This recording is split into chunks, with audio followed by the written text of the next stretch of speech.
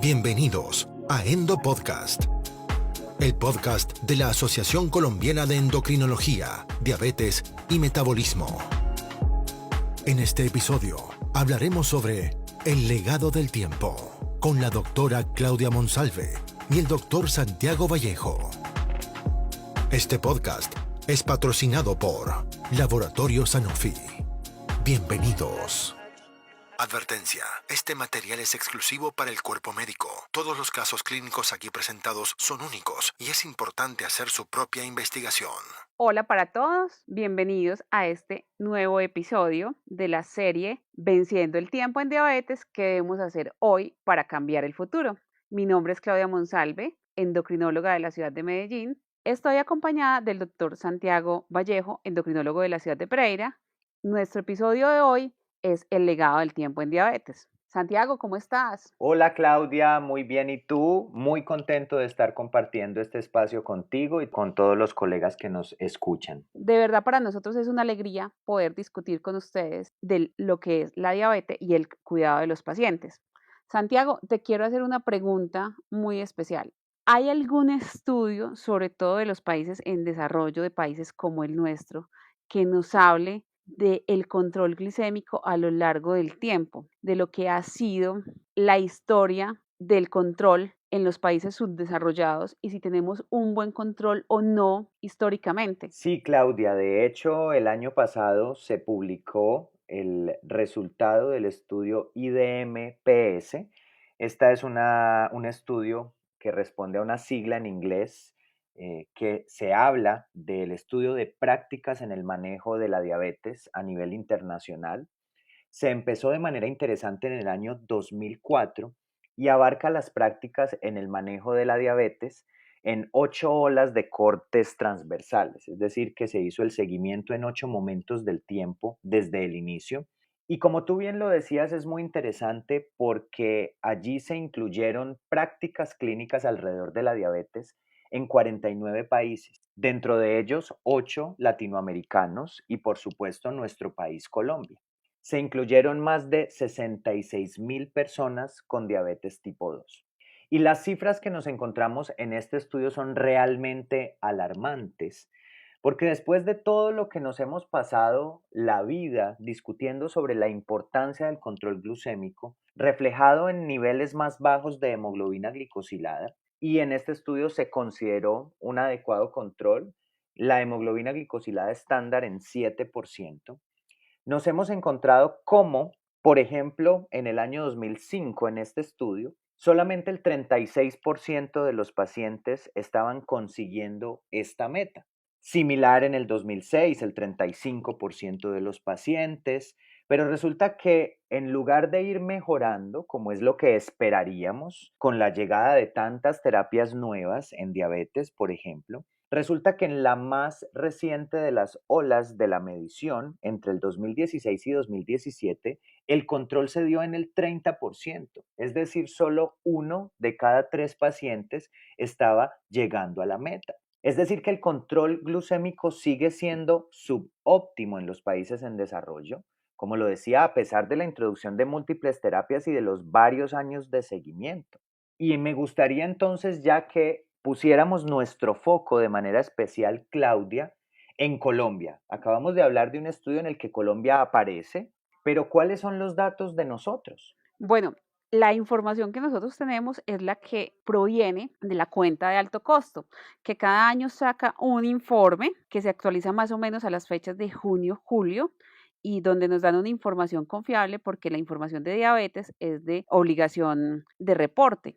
Entonces, ¿qué nos han dicho los informes de la cuenta de alto costo en su última versión que se publicó en junio de 2021 con corte hacia el año 2020? Que tenemos un control de cifras de presión arterial del 79,6%, que en nuestros pacientes con diabetes se le mide la hemoglobina glicosilada solamente al 58%. Y de esos pacientes a los que se les mide la hemoglobina glicosilada, solamente el 54,1% están por debajo de 7. Es decir, a la mitad de la mitad se les hace el control y están en metas.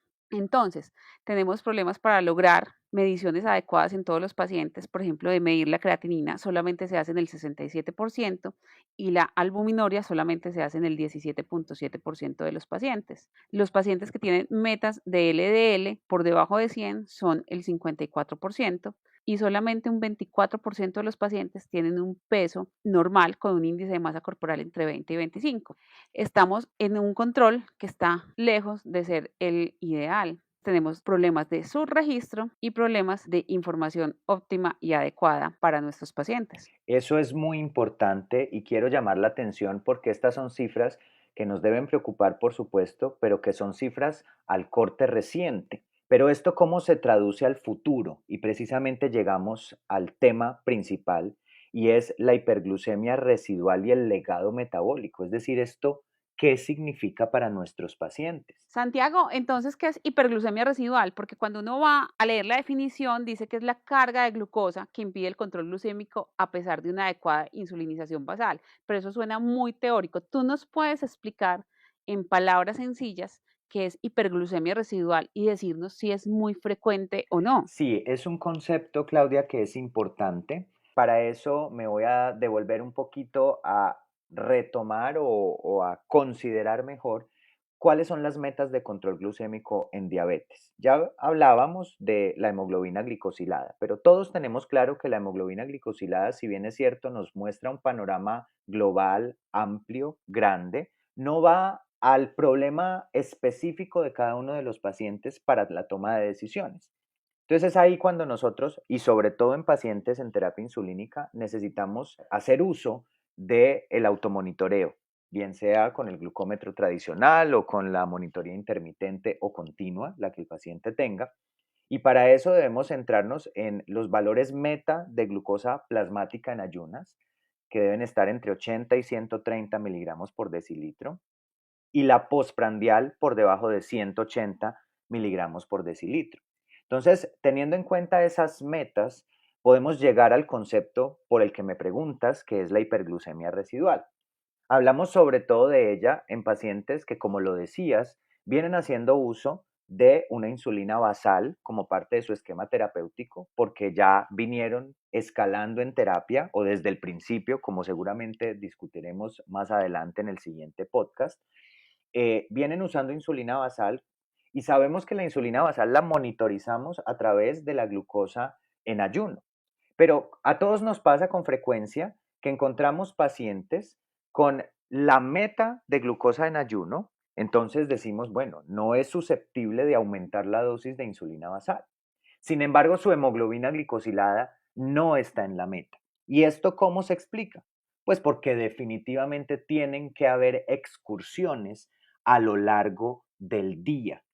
Y es eso, hiperglucemia residual, carga de glucosa que impide el control glucémico a pesar de que la insulinización basal es adecuada. Y entonces te voy a devolver la pregunta y es, ¿eso qué tan frecuente es? Realmente es muy frecuente porque los ensayos clínicos nos han mostrado que la hiperglucemia residual puede estar entre un 42 y un 54% en ensayos clínicos controlados, en estudios observacionales alrededor del 35% y cuando se hacen estudios prospectivos de registros de historias clínicas hasta un 60%. Y yo creo que en la historia clínica y en la evaluación de nuestros pacientes nosotros lo vemos de manera muy frecuente, pero ojo, antes de hablar de hiperglucemia residual, debemos recordar que el paciente que está con insulina basal se debe titular y llegar a una dosis óptima adecuada, porque si yo no titulo la basal, no logro el control en ayunas. Esto es fundamental antes de pensar que tengo un problema en las prandiales y el paciente por eso no me está llegando a una hemoglobina glicosilada adecuada. Y este concepto de la hiperglucemia postprandial no cubierta como hiperglucemia residual, venimos hablando desde Munier hace más o menos unos 18 o 20 años, donde nos ha mostrado que mientras más alta está la glucemia, digamos, hay una proporción de basal que es el que está relacionado a ese no control. Pero cuando estamos más cercanos a la hemoglobina glicosilada meta, hay un porcentaje de hiperglucemia postprandial que es el que tenemos que enfocarnos para que ese paciente se controle mejor. Eso es cierto y todos estos conceptos tan interesantes que hemos recorrido nos llevan entonces a la parte clave de este podcast y es el tema del legado disglucémico. Y hago énfasis una vez más en que no nos tiene que preocupar solamente el hoy, sino el mañana del paciente. Pero ese mañana depende sin duda de las decisiones que tomamos hoy.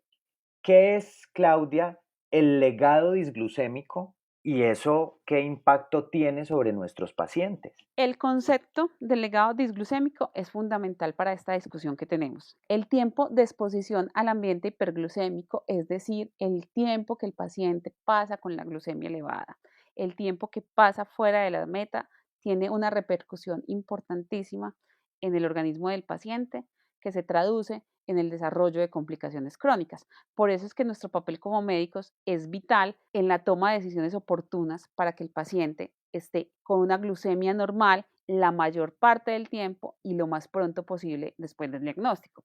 Entonces, cuando un paciente tiene una hemoglobina glicosilada por encima de 7, sobre todo los 2 primeros años después del diagnóstico, hace que las complicaciones después de 5 años sean significativamente mayores. El riesgo de infarto es de un 67%, de enfermedad cerebrovascular del 51%, de falla cardíaca del 64% y los desenlaces compuestos cardiovasculares de un 62%.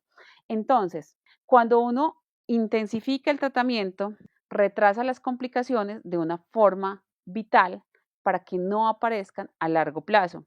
Entonces, la probabilidad de que usted genere legado disglucémico disminuye con el tratamiento oportuno. Entonces, Santiago, ¿tú qué recomendaciones le das a nuestros colegas a la hora de hablar de legado disglucémico y disminuir el riesgo cardiovascular? Yo lo que tengo para agregar con relación a este tema es que debemos pensar en el ya y en el ahora con carácter de urgencia, porque el legado disglucémico podemos compararlo con un tatuaje que queda por siempre acompañando al individuo. Ese mal control metabólico que mi paciente tiene en este momento y por supuesto, entre más se prolongue, se quedará para siempre en el recuerdo metabólico, de ahí el tema legado metabólico de ese organismo. Es decir, que controlarlo en 2, 3, 4 o 5 años, pues sí, en su momento será bueno e importante controlarlo en algún momento. Pero si nos retrasamos en lograrlo, lo que vamos a ir es acumulando esa carga que nos lleva a la morbilidad y a la mortalidad. ¿Cuál es la buena noticia? Que también ocurre un legado metabólico favorable cuando nosotros temprana y oportunamente nos volcamos a brindar el tratamiento que nuestros pacientes necesitan, tomando decisiones tempranas, siendo agresivos en el buen sentido de la palabra, cuando hacemos diagnóstico oportuno, de esto hemos hablado previamente, cuando identificamos al paciente diabético y cuando rápidamente decimos nos vamos a ir con una terapia lo suficientemente potente, que no necesariamente es una monoterapia, en muchas oportunidades tendrá que ser una terapia combinada, pero además esa revaloración permanente para poder darnos cuenta si las intervenciones por las que optamos llevaron al control que buscábamos. Y de no ser así, también muy rápidamente tomar decisiones y actuar. Y precisamente, Claudia, la invitación para todos es que no se pierdan el siguiente podcast de esta serie en la cual precisamente abordaremos de una manera interesante cómo actuar de una manera temprana y proactiva en aras de vencer el legado disglucémico. Les agradecemos la compañía. El mensaje siempre será ser proactivos, trabajar por nuestros pacientes, llegar a la meta de control glucémico. Esperamos que nos acompañen en nuestro próximo episodio y muchas gracias al Dr. Santiago Vallejo por estos conceptos y esta discusión tan interesante. Muchas gracias. Información dirigida al profesional de la salud, únicamente de carácter médico-científico.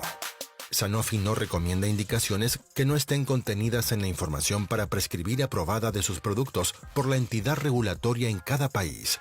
Cualquier indicación off-label mencionada será con el único objetivo de intercambio científico y no representa una promoción. Mayor información a disposición en el departamento médico. Este es un material con código de aprobación MADCO 2103582, agosto 2021. Esto fue Endo Podcast. Los invitamos a conocer más contenidos en la web www.endopodcast.org. Y suscríbase al newsletter. Síganos en nuestro Instagram, @ACEndocrino. Nos reencontraremos brevemente en una nueva dosis de Endo Podcast. Gracias por escucharnos.